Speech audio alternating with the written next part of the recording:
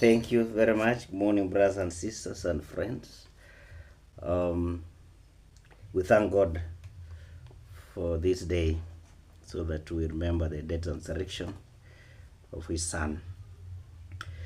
Most of us have a white garment, perhaps a white shirt or a blouse.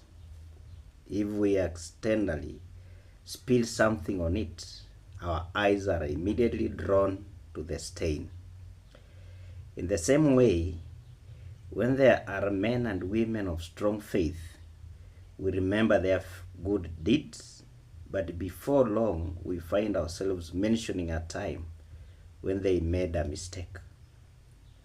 The garment is mostly clean, but sadly, it is the stain that draws the eye. In Old Testament readings for today, we find two faithful men. They were very different from one another, but they shared a common fault. We should not be too hasty to condemn them, as their fault is something that we are all prone to in our lives.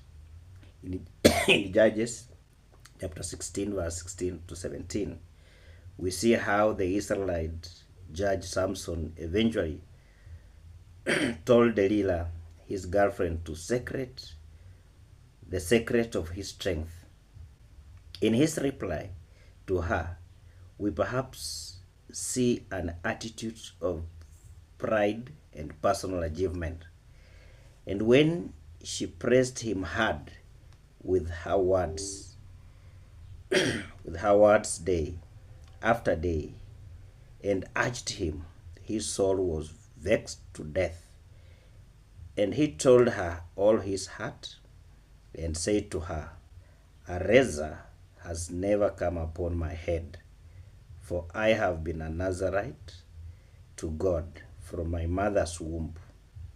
If my head is shaved, then my strength will leave me, and I shall become weak and be like any other man.